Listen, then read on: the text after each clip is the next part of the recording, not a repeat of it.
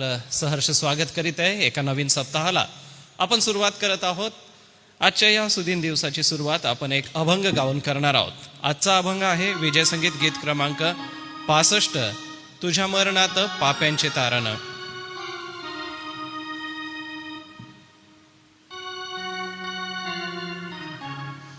तुझ्या मरणात पाप्यांचे तारण, तुझ्या मरणात पाप्यांचे तारण, झाले उच्चाटन पापाचे ते, झाले उच्चाटन पापाचे ते,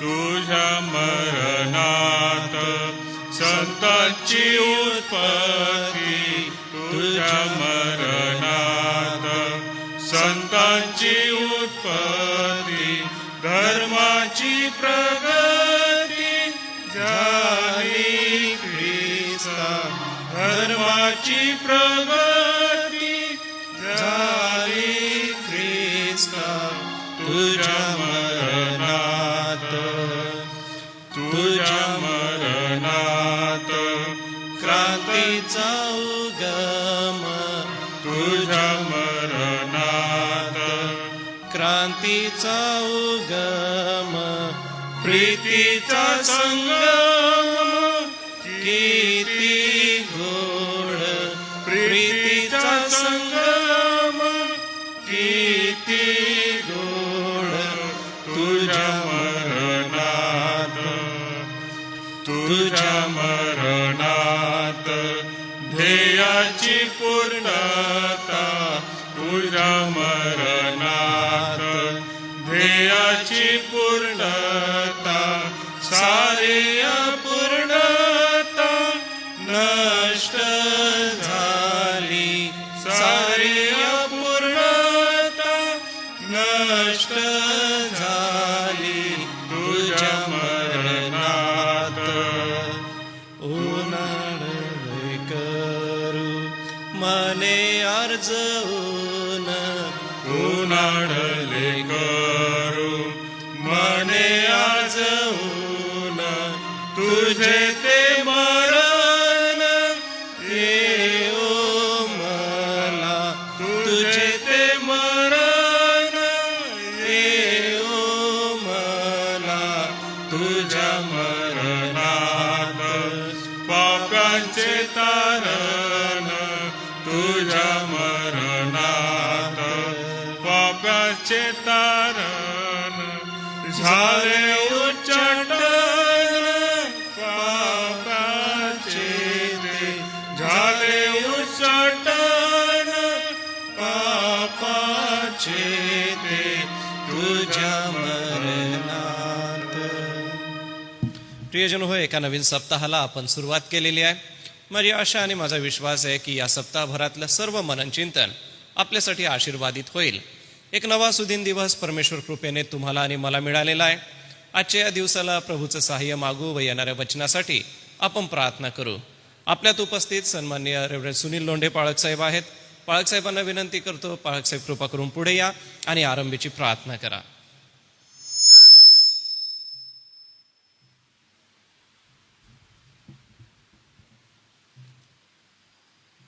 प्रार्थना करू. आमच्या दयाळू देव बापा, पुन्हा एकदा देव बाबा ह्या सकाळच्या वेळेस आम्ही तुझ्या चरणाजवळ येतो, तुझे आभार मानतो, तुला धन्यवाद देतो, कारण की गत रात्री तू आम्हाला प्रत्येकाला उत्तम प्रकारे सांभाळलं, रक्षण केलंस.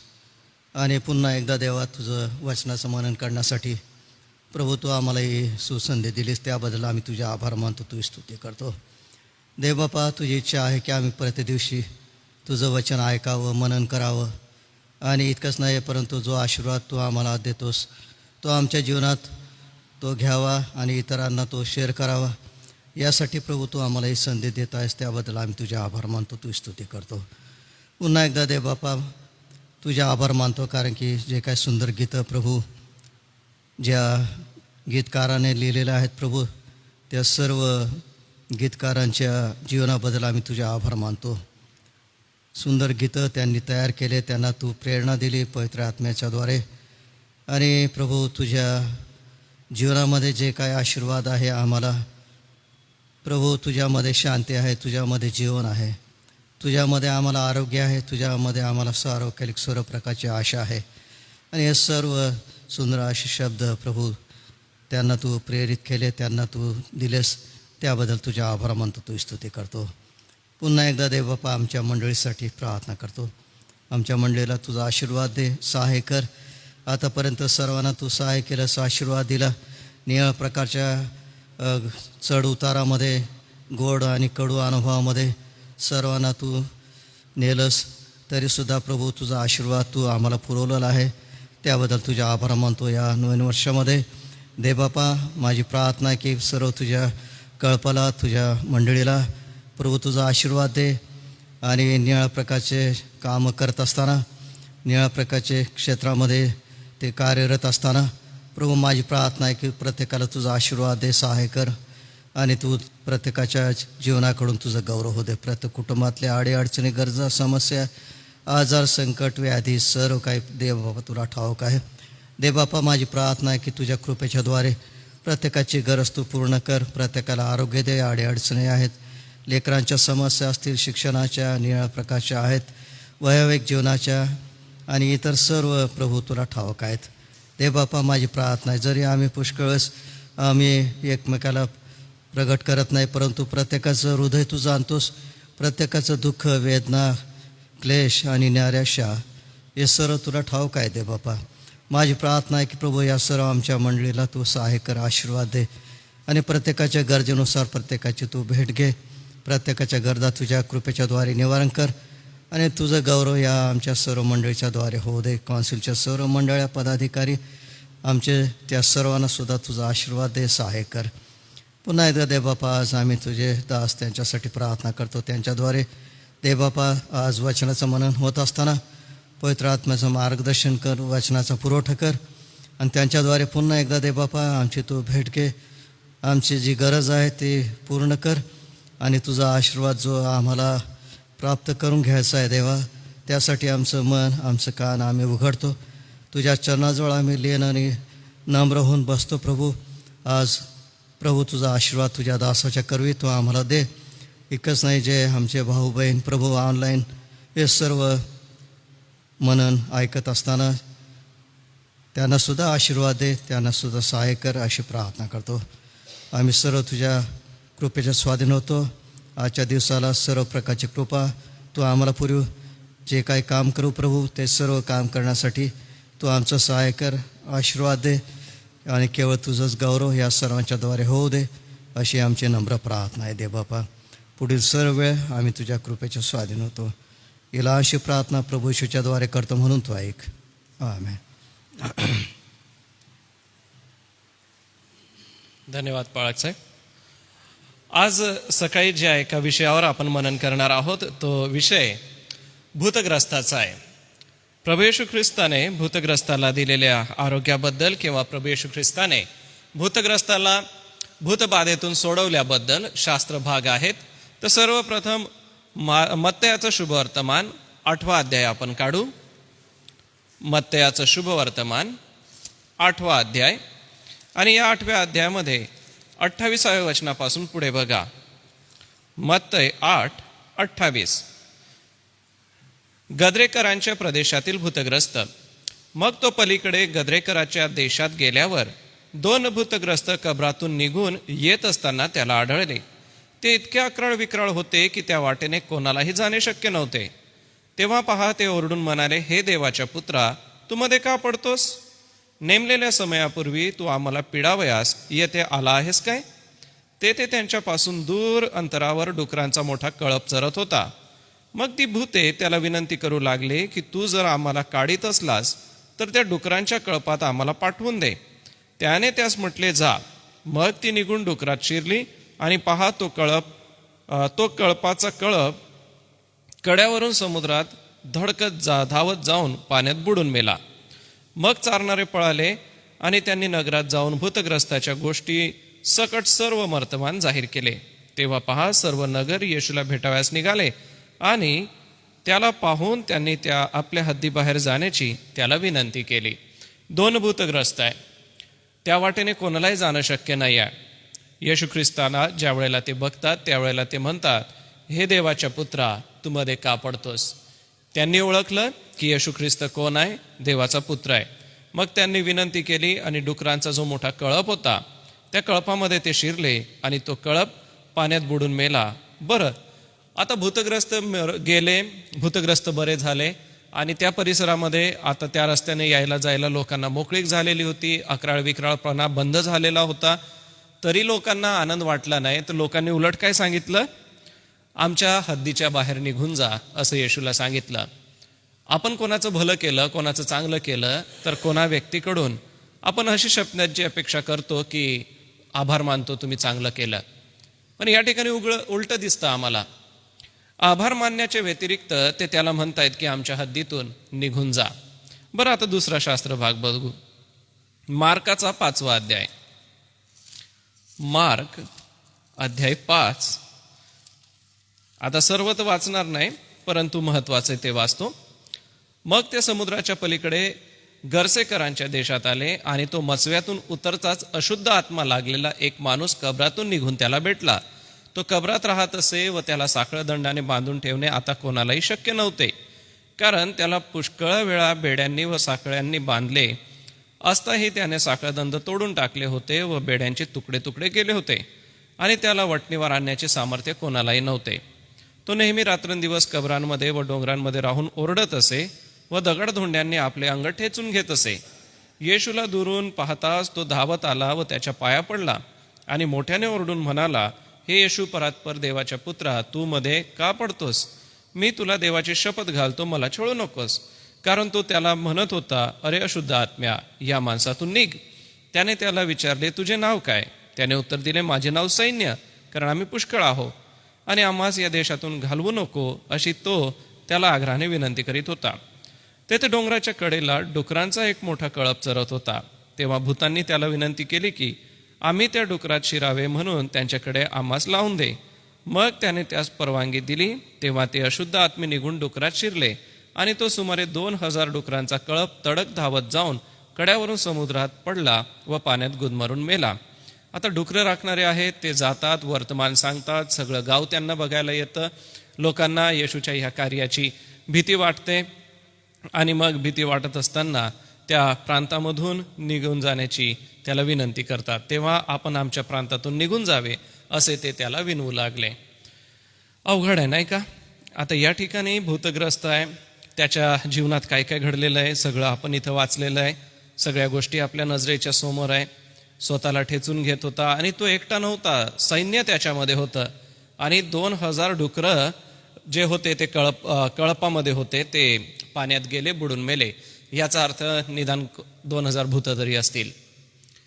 आजकालच्या युगामध्ये आम्हाला अशा गोष्टी ऐकायला फार कमी मिळतात किंवा अशा घटना अवतीभवती अशुद्ध आत्म्याने पीडित असलेले लोक आम्हाला पाहायला मिळतात.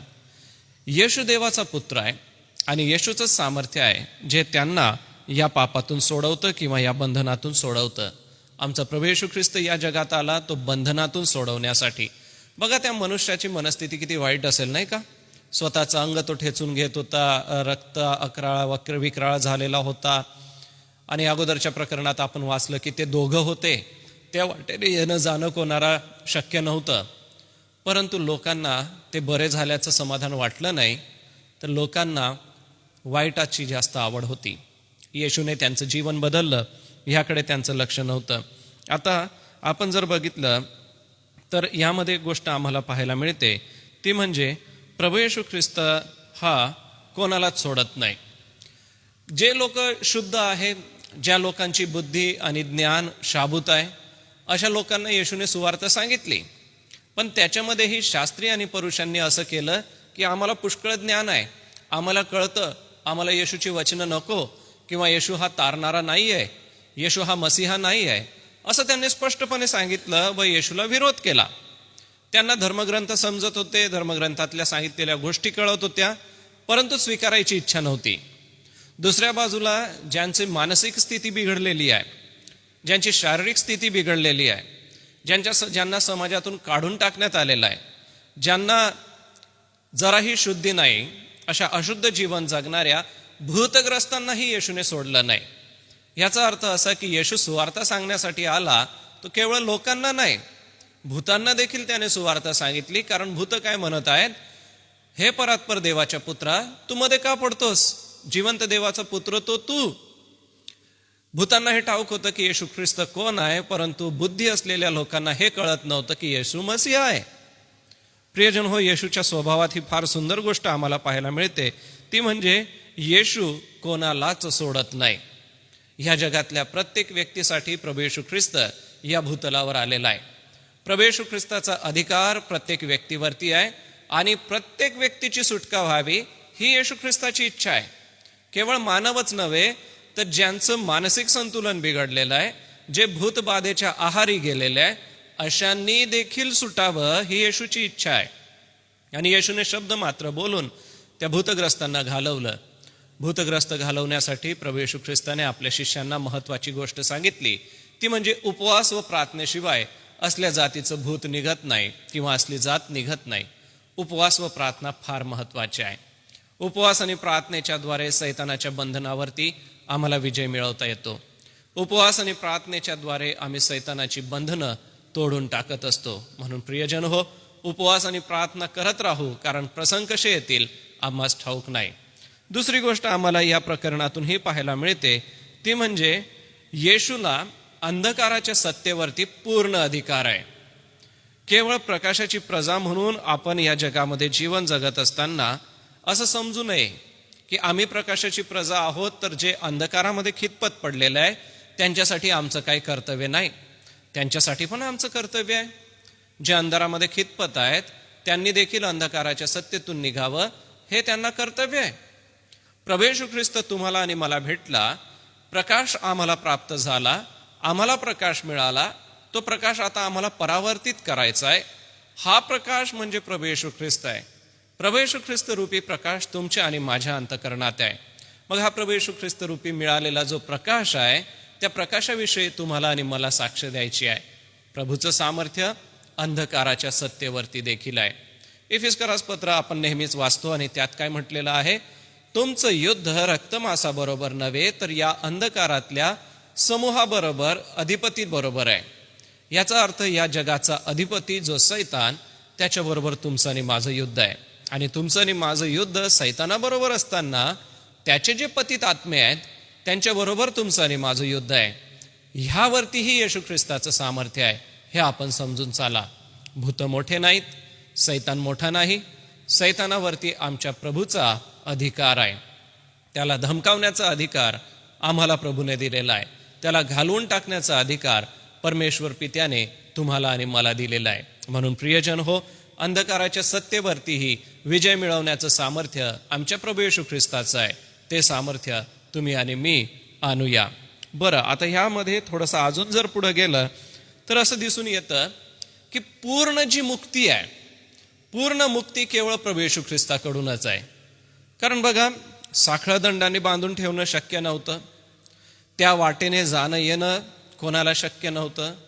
ते अक्राळ विक्राळ होते, आरडाओरडा करणारे होते, स्वतःचं अंग ठेचून घेणारे होते, रक्त वाहणारे होते. आता ते किती काळ गर्सेकराच्या परदेशात होते किंवा गर्जेकराच्या भूतग्रस्ताला जसं बरं केलं त्या परदेशात होते, किती काळ होते त्याचं वर्णन नाही आहे. वर्णन हे आहे की ते तेथे होते. आता कशी परिस्थिती असेल जर समजा गावामध्ये, आता या दिवसांमध्ये आपण पुष्कळ वेळा न्यूजमध्ये बघतो किंवा अनेक वेळेला आपण गोष्टी करताना ऐकतो की बिबट्याचा हल्ला झाला किंवा बिबट्या आलेला आहे. मग आपण काय करतो, घाबरून जातो आणि त्या वाटेने कधी जातो का? आपण नाही जात. संध्याकाळी अंधकार पडायच्या अगोदर सगळी गुरंढोरं घरी आणली जातात. गावामध्ये कोणीही मोटरसायकलवर फिरत नाही. का नाही फिरत? कारण की त्यांना भीती असते की हा वन्य प्राणी अचानक आमच्यावर झडप घालेल. मग तशीच भीती त्या परिसरामध्ये लोकांमध्ये पसरलेली असेल की अरे त्या वाटेने जाऊ नका, तिकडं तो भूतग्रस्त असतो, तो अक्राळ विक्राळ आहे. बरं, त्याला साखळ दंडाने बांधून ठेवलेलं आहे. साखळ दंडाने बांधून ठेवलं ह्याचा अर्थ कोणीतरी त्याच्यासाठी प्रयत्न केलेले आहे. कोणीतरी त्याला बांधून ठेवण्याचा खूप प्रयत्न केलेला आहे आणि एवढा प्रयत्न करून सुद्धा तो आटोक्यात आलेला नाही आहे. इतका मोठा चमत्कार आमच्या प्रभूने केला. पूर्ण मुक्त करण्याचं सामर्थ्य ख्रिस्तामध्ये आहे. ज्याच्यावरती मोठा चमत्कार घडला तो व्यक्ती किती समाधानी झाला असेल नाही का? ज्या सैतानाच्या बंधनामध्ये तो इतके वर्ष खितपत होता, इतके दिवस खितपत होता, त्या बंधनातून परमेश्वराने त्याला सोडवलं. किती त्याला समाधान वाटत असेल की हो, माझ्या प्रभूने मला ह्या बंधनातून सोडवलं. आणि म्हणून तो म्हणतो की जिवंत देवाच्या पुत्रा, त्यांनी ओळखून घेतलं येशू ख्रिस्त जिवंत देवाचा पुत्र आहे. मग प्रियजन हो, आता तुम्हाला आणि मला बोध हा आहे, भूतांवरती सामर्थ्य आमच्या प्रभूचं आहे. पूर्ण मुक्त करण्याचं सामर्थ्य आमच्या ख्रिस्ताचं आहे. एवढंच नव्हे तर अंधकारातून प्रकाशात आणण्याचं सामर्थ्य आमच्या प्रभूकडे आहे. अंधकाराची जी सत्ता आहे त्या अंधकाराच्या सत्तेवर विजय मिळवण्याचं सामर्थ्य आमच्या प्रभूचं आहे. एवढंच नव्हे तर हे सगळं बघत असताना, वाचत असताना आम्हाला हे लक्षात येतं की आमचा प्रभू कोणालाच सोडत नाही. मग ते भूतग्रस्त असो किंवा शुद्ध मनाचे लोक असो, आमचा प्रभू कोणालाही अंतर देत नाही. बघा, आमच्या ख्रिस्ताकडे कदापि कोणाला दूर घालवण्याचं असं नाही आहे. प्रत्येकाला जवळ करण्याचं असा स्वभाव आहे. आमचा प्रभू कोणालाही सोडत नाही. तर आम्हीही सुवार्थ सांगण्यासाठी प्रत्येकाला सुवार्थ सांगूया. एवढंच नव्हे तर आमचा प्रभू अंधकाराच्या सत्तेतून बाहेर काढतो. आम्हीही अनेकांना अंधकाराच्या सत्तेतून बाहेर काढूया. आमचा प्रभू पूर्ण मुक्ती देतो. तुम्ही आणि मी देखील पूर्ण मुक्ती देण्यासाठी प्रार्थना करावी, प्रयत्न करावे, सुवार्ता सांगावी, अनेकांच्या भेटी घ्याव्या. आपल्यातील अनेक प्रियजन ग्रामीण परिसरामध्ये सेवा करतात आणि ग्रामीण परिसरामध्ये अशा परिस्थितीला आम्हाला पुष्कळ वेळेला सामोरं जावं लागतं. भूतबाधेमध्ये असलेले व भूताखेतांची पूजा अर्चा करणारे अनेक प्रियजन उपासनेसाठी येतात आणि येऊन म्हणतात की आमच्यासाठी प्रार्थना करा. आणि ज्या वेळेला भूत त्यांना पिळून टाकतं, त्यांच्या शरीराला इजा करतं, ते बघून फार अवघड होतं. परंतु आमच्या प्रभूचं सामर्थ्य आहे की तो त्यांना सैतानाच्या बंधनातून सोडवतो. म्हणून ज्या ज्या परिसरामध्ये तुम्ही आणि मी सेवा करत आहोत, ज्या ज्या परिसरामध्ये तुम्ही राहत आहात, जर असे भूतग्रस्त आपल्या परिसरामध्ये कोणी प्रार्थना विनंती आली तर उपवास प्रार्थना करा आणि आमचा प्रभू आरोग्य देण्यासाठी समर्थ आहे. आमच्या प्रभूवरती पूर्ण विश्वास ठेवून हा विश्वास बाळगा की आमचा प्रभू सामर्थ्याने नटलेला परमेश्वर आहे आणि आमचा प्रभू आरोग्य देण्यासाठी समर्थ असा आहे. पूर्ण मुक्ती देणारा, अंधकाराच्या बंधनातून सोडवणारा आणि प्रत्येकाची गरज भागवणारा आमचा प्रभू आमच्या सोबत आहे. परमेश्वर देवबाप या पवित्र वचनाच्या द्वारे तुम्हा सगळ्यांच्या मनाची पकड घेऊ. आजच्या सकाळी पुन्हा एक वार आम्ही परमेश्वराला धन्यवाद देऊ. आजारी लोकजनांसाठी आपण प्रार्थना करूया. आपले नित्याचे कार्यक्रम आहेत त्यासाठी प्रार्थना करूया. सप्ताहभरामध्ये ज्या आपल्या प्रार्थना सभा आहेत त्यांच्यासाठी प्रभूकडे आपण कृपा मागूया. यासोबतच प्रियजन हो, आज ज्यांचे जन्मदिवस आहे, मीनाक्षी अतुल ठाकूर आणि ईशा एलिया गायकवाड, या प्रियजनांसाठी प्रार्थना करूया की प्रभुदेव बाप त्यांना हे नववर्ष आशीर्वादाचं असं करो. आपल्या नित्य प्रार्थना विनंत्या आहे त्या घेत आपण प्रार्थनेमध्ये जाणार आहोत. आपल्यामध्ये उपस्थित सन्माननीय रेव्हरंड जे एच पठारे पाळक साहेब, मी तुम्हाला विनंती करेन की कृपा करून आपण पुढे यावं, सर्वांसाठी प्रार्थना करावी. प्रभूची प्रार्थना म्हणून आशीर्वाद सुद्धा आपण द्यावा. मग उद्याच्या सूचना आपण घेऊया.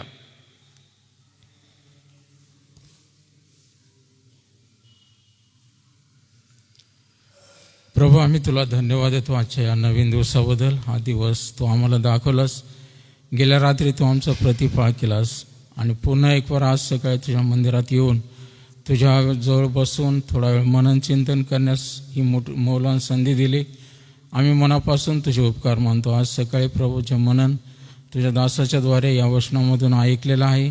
आम्ही तुझे आभार मानतो, कारण तू या जगात असताना तू सर्व आपला अधिकार निसर्गावर गाजवला, भूतांवर आणि सर्व काही प्रभू शक्तींवर तू आपला अधिकार गाजवलास. त्याबद्दल आम्ही धन्यवाद देतो, कारण तू देव आहेस, तू देवाचा पुत्र आहे आणि तुझ्या ठाई असलेल्या सामर्थ्याने देवापा तुला भूत देखील थरथर कापत होते.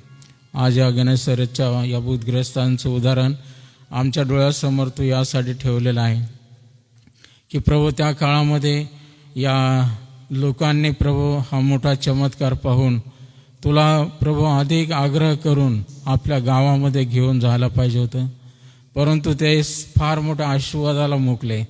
त्यांनी प्रभू तुला त्या सीमेबाहेरच घालवून दिलं.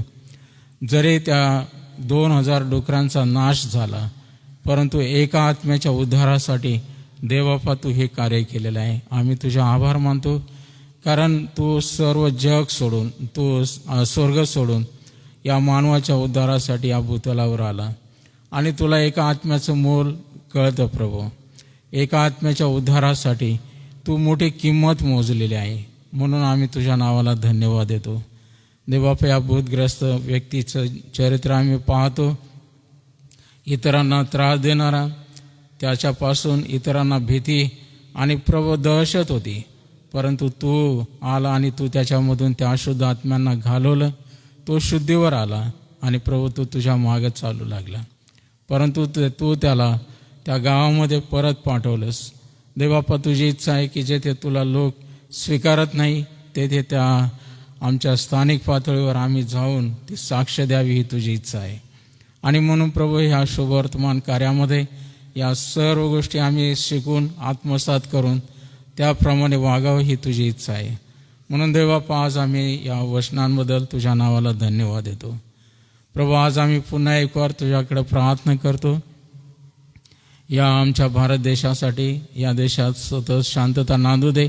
सर्व प्रभू जे आमचे नागरिक बंधू आहेत, सर्वांनी एकमेकावर आपसामध्ये प्रीती करून ऐक्याने गुण्यागोविंदाने या देशात नांदावं अशी कृपा तू दे. आमच्या देशाच्या राज्यकर्त्यांना सुबुद्धी शहाणपण दे. सर्वांना प्रभू दिलेल्या त्यांनी केलेल्या प्रतिज्ञेप्रमाणे वागावं अशी कृपा तू होऊ दे. अराजकता या देशामध्ये होऊ नये, म्हणून प्रभू या देशावर तू आपला ताबा ठेवून नियंत्रण ठेव. आमच्या शेजारील राष्ट्रांमध्ये अनेक मोठमोठ्या क्रांती घडत आहेत आणि प्रभू त्यामुळे किती देशाची हानी होत आहे, किती प्राणाला लोक मुकत आहेत, त्या देशाची बर्बादी होत आहेत, हे आम्ही डोळ्याने पाहत आहोत. आमच्या देशात असं घडू नये, म्हणून प्रभू या देशावर तू दया कर.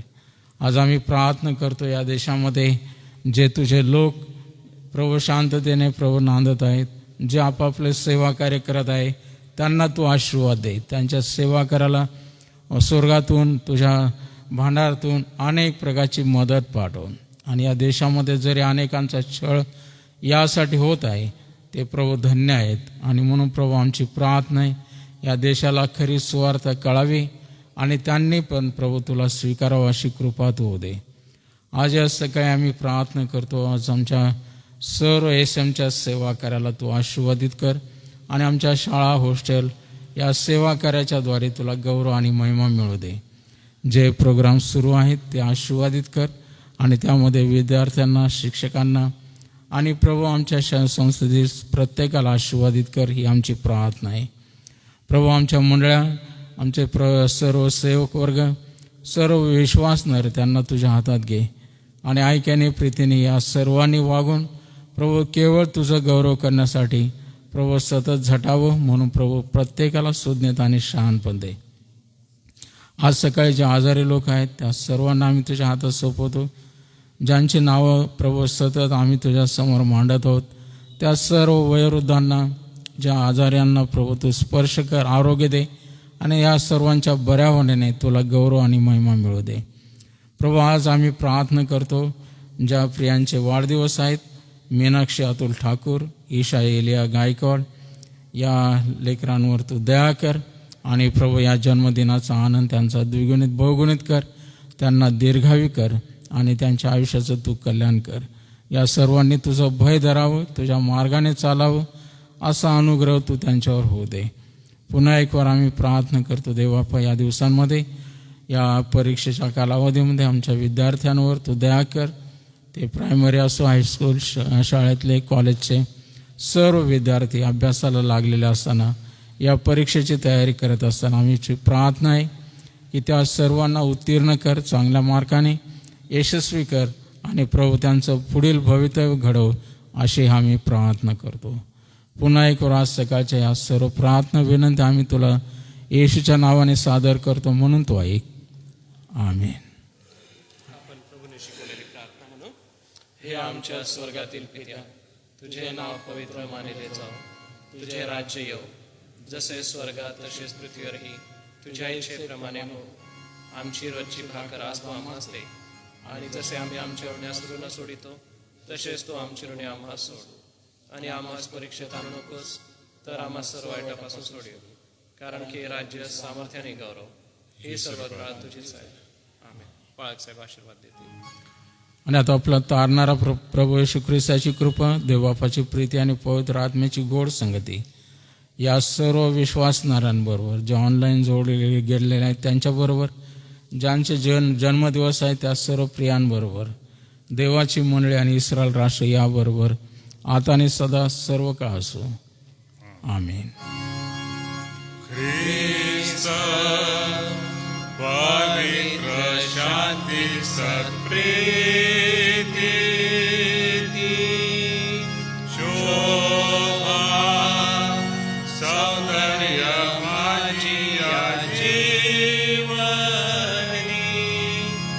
येशू पवित्र तू शुद्ध मज करी तुझे सौंदर्य दिसू या जीवनी. आमेन. उद्यासाठी सूचना आहे. उद्या सन्माननीय रेव्हरेंड जयेश पठारे पाळसे वचनाची सेवा करतील. सर्वांना सलाम.